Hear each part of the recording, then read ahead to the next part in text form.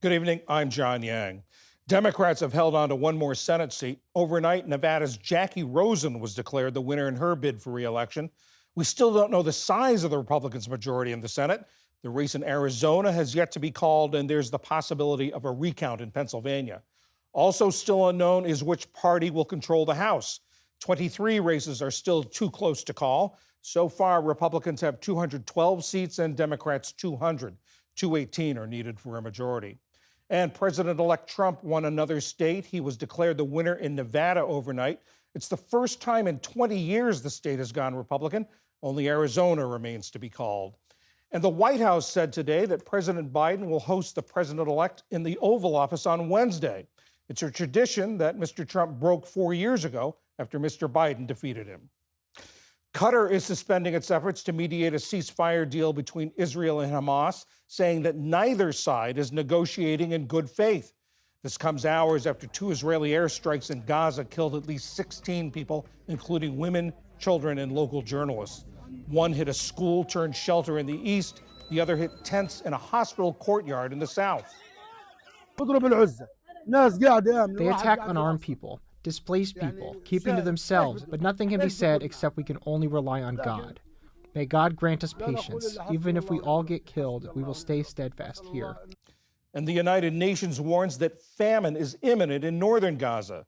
The agency's World Food Program says the price of food is 10 times higher than it was before the war, if it can be found at all.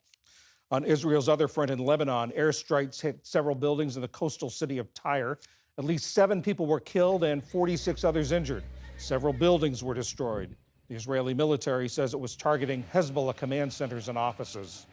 26 people were killed and dozens injured in Pakistan when a suicide bomber blew himself up on a train platform in Quetta. A separatist group claimed responsibility. They said the target was troops who were at the station. The station has a gate meant to detect explosives, but there are other entrances that don't have the same security measures. On both U.S. coasts, dry, windy conditions are sparking dangerous wildfires. In New Jersey, blazes are threatening structures and creating hazy conditions. At least 4 fires are burning, though no evacuations have been ordered. And firefighters in Southern California say lighter winds are helping them battle the mountain fire, which broke out on Wednesday. It's destroyed more than 130 structures, most of them homes.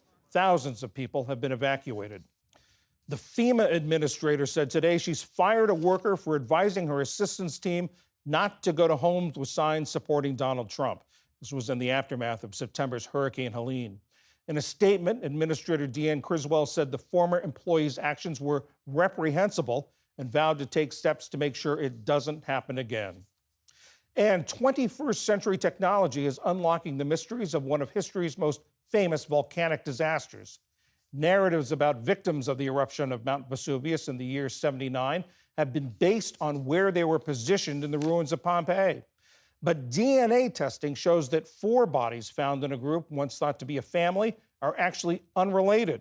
And what was thought to be a mother and her child are in fact an adult male and a biologically unrelated boy.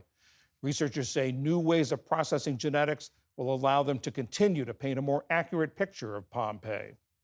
Still to come on PBS News Weekend, what the new Trump administration is expected to do with climate policy, and how schools are navigating a spike in threats of violence. This is PBS News Weekend from the David M. Rubenstein studio at WETA in Washington, home of the PBS NewsHour, weeknights on PBS.